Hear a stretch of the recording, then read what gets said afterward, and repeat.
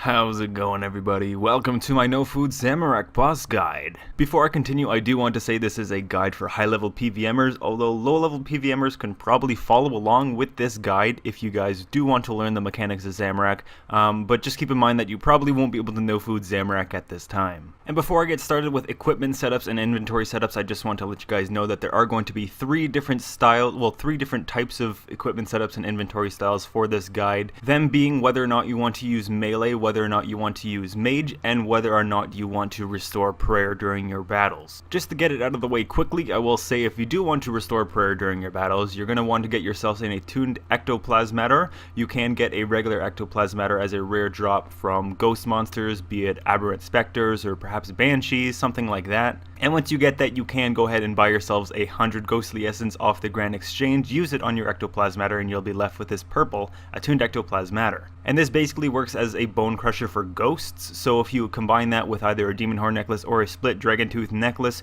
you can bury the infernal ashes that Kriltsutsroth will be dropping, and you will restore yourselves a little bit of prayer. However, I would only recommend using this method if you are using melee, because in that case you will be able to use the superior scrimshaw of vampirism, unless you don't mind having a blood necklace and then right before the kill you switch to your split dragon tooth necklace to restore your prayer.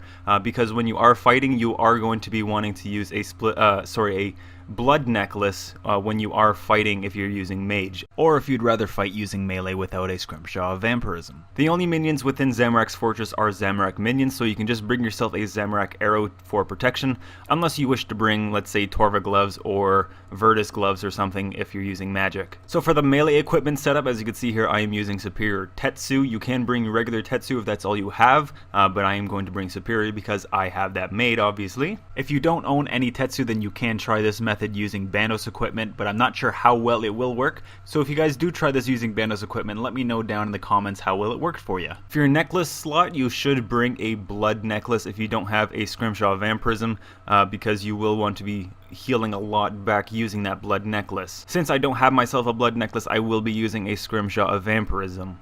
You can buy yourselves one of these off the Grand Exchange for 1.3 mil, or you can make them yourselves within player-owned ports for 10 ancient bones each, and it will last 1 hour longer, and it will give you 2% more healing back. Remember that the scrimshaws only work with melee. The Vampirism Aura, however, does work with all combat styles, and I would definitely recommend to bring this with you, as you will need the extra healing considering how high Kriltsutsroth will hit you with his criticals, or his special attacks, whichever you want to call it. If you are going to be using melee, I'd recommend at least Drygores. You probably can do this with chaotic longswords or rapiers, but it would be best to use Drygores, at least just so that you can have the best accuracy on Kriltsutsroth. His weakness is fire spells, but we are going to be going over a mage setup in a little bit. For your boots and glove slots, you can bring whatever your personal preference is. I will be using the best tank gloves available to me, which are pneumatic gloves and steadfast boots, but you can bring Torva gloves and Torva boots if you'd like for a little bit more DPS, and they will protect you from the God Wars dungeon minions. For your ring slot, I'd recommend bringing an Asylum Surgeon's ring. You can get this after you complete the Broken Home quest a second time within a 37-minute time frame. I believe that's what it is, but either way you gotta speedrun Broken Home so that you can get that ring. It's basically the best hybrid ring next to the Ring of Death, but the Ring of Death is quite expensive, and the Asylum Surgeon's ring can help you save adrenaline when using thresholds. For your cape slot, you can bring the best DPS cape you have. I will be using a Kiln cape, but you can bring a skill cape or a max cape if you have it. A completionist cape would probably be best at this point because it does give quite a lot of bonuses towards strength, and it will also give you a fair amount of prayer bonus as well. When it comes to your inventory setup, if you do plan on using an attuned ectoplasmator, then you don't have to bring as many prayer flasks as I have here. You could probably just bring 1 or 2. As well, if you are using a Beast of Burden, remember to at least bring 1 Super Restore flask so that you can renew it if in case your timer does eventually run out. If you don't plan on bringing an attuned ectoplasmator, then you probably should bring more prayer flasks than I have here. Considering Kriltsutsroth's special attack will drain your prayer, it will cut it in half every time he uses it, so having at least 10 to 12 will probably suit you right. However, he does drop a fair amount of Super Restores on the ground when you kill him, so you can always just use those if you end up running out. Also, you should bring prayer renewals, and I do have holy overloads here, which are a combination of prayer renewals and overload flasks. If you don't have overloads, you can bring super attack, super strength, and super defense potions because they will help quite significantly tank some of the damage and have better offensive stats when you're fighting. I will be bringing a spring cleaner because this will help send the raw materials from the rune plate legs and the adamant plate bodies that Krilled Tutsuroth does drop straight to the bank, and I won't have to worry about alching them or sending them to the bank using my yak. Speaking of which, if you are using a pack yak, definitely bring yourself some winter storage scrolls. Otherwise, if you don't have any of those, you can bring some magic notepaper because Krilled Tutsuroth does drop a fair amount of potions that you will probably be wanting to note and bring with you after your trip because they will add up and they will make you a fair amount of bank. If you are going to be using melee, you're going to want to set your quick curses to always having protect item on because you never know. In case you DC, it's always going to be nice to have at least one more item protected in case you do die.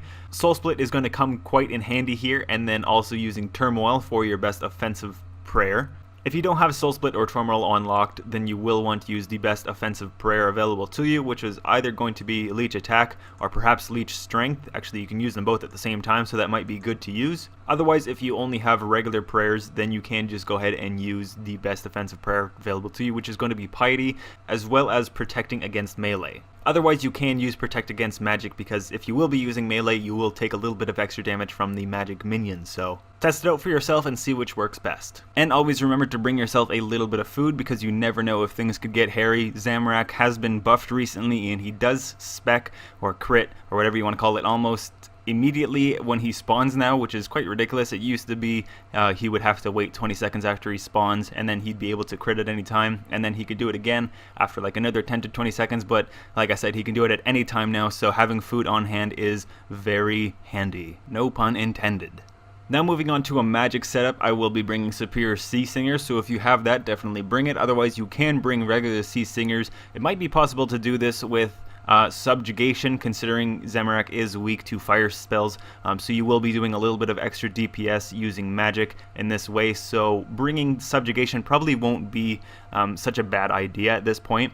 Unfortunately, I do not have myself a blood necklace, but if you have one, bring it because this will make up for the fact that you won't be able to use a Scrimshaw of Vampirism using magic. In fact, if you want to know food Krilled Tutsuroth using magic, it'll be in your best interest to have a blood necklace. Because like I said, you cannot use the Scrimshaw of Vampirism with magic, so if you do want to know food this boss, then you're basically going to be reliant on that blood necklace. You can attach a blood necklace shard to a Fury, so if that's just what you want to do, that way you have a blood necklace for all three combat styles, go ahead and do so, but like I said, unfortunately I don't have one, so I'm just going to be showing you guys me doing this with an arcane stream necklace. Cape slot, I will be bringing a kiln cape, but like I said, for melee, if you have a skill cape, that'll work. Otherwise, you can bring a max cape or a completionist cape. Completionist cape would obviously be the best one in this case, but since I don't have one, I won't be bringing it.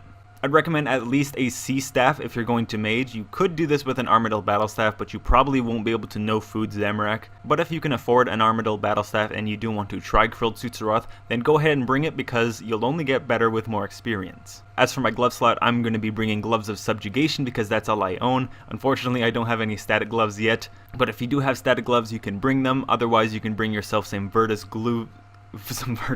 Otherwise, you can bring yourself some Virtus gloves because that will help protect you from the God of His Dungeon minions. Same with Virtus boots, but I will be bringing some Ragefire boots. As for your ring slot, I'd recommend an Asylum Surgeon's ring, but I'll just be bringing a Seer's ring because I'm a little bit lazy when it comes to questing, so I will get it eventually, but anyways. And like I said earlier, don't forget your Vampirism Aura because this will definitely come in handy for healing back some of the damage that you deal. Since you can't bring a Scrimshaw of Vampirism, you can bring a Scrimshaw of Elements if you'd like. Otherwise, you can just bring an Attuned Ectoplasmator, but just remember, if you are going to bring the Attuned Ectoplasmator and you do plan on restoring your prayer at the end of each fight, you should switch to your Demon Horn necklace or split Dragon Tooth necklace at the end of each fight if you are going to be wearing a blood necklace. Otherwise, you could just wear this at all times. But like I said, and I'll drill it into your head, you're probably going to want that blood necklace. But that is for you guys to decide. Like I said, you'll only get better with the more experience you have, so just bring the best gear that you can bring, and I'll show you guys how to fight Zamorak. Inventory setup is basically going to be the same thing. You can bring a spring cleaner, otherwise you can bring yourself some alch runes, and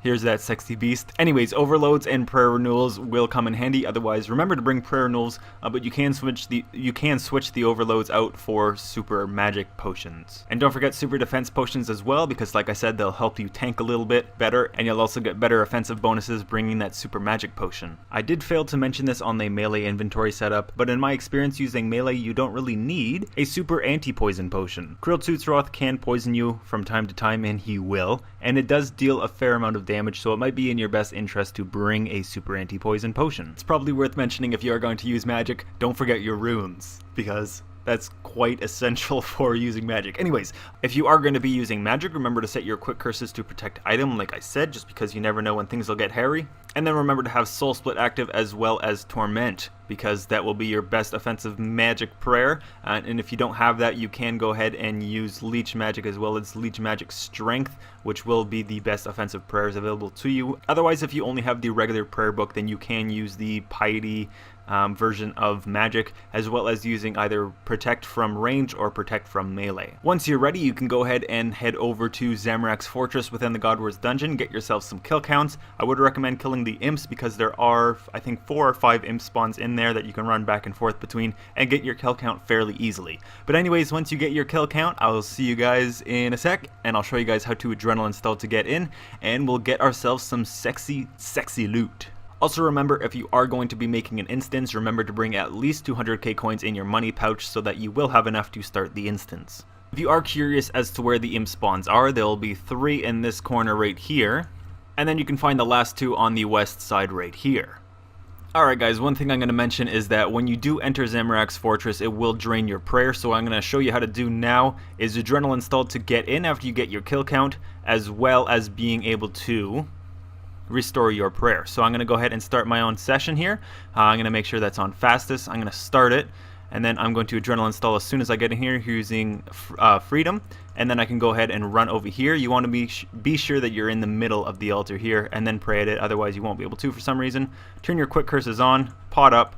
Just don't forget to activate your aura like I did. And then go ahead and go to town on Zami. You go ahead and use Sunshine as soon as you can, because that will increase your damage output by a little bit, and because of that you will heal back a little bit more thanks to Soul Split and the Vampirism aura. But anyways, just let Revolution do its thing and then use your thresholds as soon as you're able to. This is basically the melee version, or sorry, this is the magic way of killing Zamorak, and you should be able to kill him quite quickly. Hopefully you can kill him before he does spec on you, but if he does spec on you, just keep your Soul Split on and heal back from some of the minions here. Fortunately, I was lucky enough to not have him spec on me, and so like regular, just go ahead and kill the other minions and then just wait for him to spawn back, and that's basically it. I will show you guys a couple more times here just how easy it is to fight Zamorak. Oh, and I got a rare drop table drop for Teak Plank, so that's not too bad. Not over 100k though, but anyways, here is Krilled Sutsuroth, so remember, go ahead and use Sunshine as soon as you can. It might not be off cooldown if you kill them too quickly. You can go ahead and use your damage over time effect, then make him move so that he will take double damage from it. And then likewise, just remember to use your thresholds as soon as you can. And yeah, that's basically all there is to fighting Zamorak with magic. But I will show you guys just one last time, because as you can see there, he did crit me, but luckily enough, I will be able to heal that back. So when he's near death, I will use my sacrifice ability, heal myself back 1.2k there, and then I'll just go ahead and kill the minions. I did actually forget to activate my Vampirism aura, so I was taking a little bit of damage there that I didn't want to take, so remember to activate that and you will heal back quite a fair amount. And remember, use Sunshine at the beginning of every kill as soon as you can, so I'm going to go ahead and do that, and then use your thresholds as soon as you're able to. You might find yourself not being able to heal back a lot of damage if you are using magic with a C-Staff and not using a blood necklace. That's obviously because you won't have the healing effect of the Scrimshaw or the blood necklace. So in my experience, it is a little bit easier to no-food this boss if you are using melee with Drygors. But if you do have a higher tier weapon than a Chaotic Staff, as well as that blood necklace, then you should have no problems here at all. And we got a Magic Seed drop. How many did we got here? Is that a rare drop table? Yes, I believe it is, 4 Magic Seeds, so that's not too bad right there. Got myself a beam drop, but unfortunately not a subjugation drop. One thing to keep in mind is that when Krilled Sutsuroth does use his special attack on you, he will drain your prayer in half, so that's just one thing to keep in mind, and you always want to have your health above 5k. I know this is a no-food boss guide, but like I said, you might have a little bit of difficulty doing that without a blood necklace and with only a chaotic staff. But like I said, practice makes perfect, and you will get better, so after he crits, go ahead and heal your prayer back up and you should be okay. Anyways, that's basically all there is to fighting Zamorak or Krilled Sutsuroth with magic. So now we're going to move on to melee. Alright guys, so when you do teleport to Zamorak's fortress, you will lose all your prayer points, so I'll show you now how to start the instance prayer or adrenaline stall and restore all of your prayer. So I'm going to go ahead and start an instance now, make sure that's on fastest, go ahead and start, and then I'll adrenaline install once I get in here using freedom once again. And then what you can do is stand in front of the altar here. It won't work if you're on either corner for some reason, and then you can just pray and restore your prayer. So make sure before he spawns that you do have your vampirism aura active, your scrimshaw is active, your prayers are on, and you are potted up. And this is the only place that you don't want to use berserk, because if Krill Tsutsurath does hit you with his special when you are berserk, you will most likely die. Just trust me on this one. But anyways, that was a bad start, but I'm just going to go ahead and use Slaughter, then make him move so that he takes 3 times as much damage. And then you can use your blood tendrils, that will speed up the kill a little bit, and then you should be able to use Destroy one more time before he is dead. And I will show you now. As you can see, he did spec me and I lost half of my prayer, and you will lose half your prayer when he does spec you. So it will save you prayer potions if you are using prayer potions to restore your prayer, to pot up only once after he specs you. That way you can keep your prayer a little bit low. You just have to keep your eye on it, so that it doesn't drain all the way, because like I said, if you do have full prayer points and he specs you, you will lose half of it. So it's always nice to lose half if it's only down there. But anyways, I'm going to go ahead and use Slaughter, then cause him to move, and then I'll use my blood tendrils, and then I'm going to go ahead and use Assault, and then I will use Destroy after that. It might be better to open with Destroy, that way it's off cooldown quicker and you can use it to finish off the kill, and I'll show you guys that right after. As you can see here, I am doing pretty well with my health. This is a little bit better than the magic method, but like I said, I don't have a blood necklace for magic. So yeah, anyways, I'll show you guys the kill with melee one more time. As you can see, he did drop quite a fair amount of superstores here, so if you want, you could use those to restore your prayer, but I'm not going to. I'm just going to send them to the bank using my yak, and here he should be spawning any second, and as soon as he does, I'm going to be opening with my Destroy ability, which is what I've got on 6 right now. And then as soon as that's done, I'm going to cause him to move, and well, use Slaughter and then cause him to move, and then use my blood tendrils, and then follow that up with Assault. One more time, that's open with Destroy, use Slaughter, make him move, blood tendrils, use Assault, and then you could use Flurry after your adrenaline does get high enough. That will help you kill off some of these minions a little bit quicker. If you do want to use the altar in between kills, you can only use it once per 10 minutes, but if you do want to use that to restore your prayer, then you can do so. And like I said during the item inventory screen, you will want to be bringing super anti-poisons. Unfortunately, I forgot mine once again, but that will help you negate a little bit of the damage from the prayer, from the poison, because as you can see there, I just took almost 300 damage from that, and I think it increases over time. So yeah, you are going to be wanting to pay attention to that. But my prayer is getting low, so I'm going to go ahead and recharge that. But just remember, like I said, when he does crit you, it will split in half. So the lower your prayer is, the more money you will save on prayer potions, if that is what you're using. If you do end up using the attuned ectoplasmator as well as the demon horn necklace or split dragon tooth necklace, then you won't have to worry about this too much. But yeah, anyways, that's basically it for this No Food Boss Guide. I hope you guys get really lucky. Like I said, it will take a little bit more effort to no food this using magic, because you don't have the scrimshaw, but like I said, I'll drill it into your head one more time. If you do have the blood necklace, then you should be okay. But anyways, that's going to be it for today. Thank you all for watching. I hope you guys get real lucky with your drops, and I'll see you guys later, tomorrow with another Iron Man video. So yeah, see you guys. And that's what it's all about, ladies and gentlemen.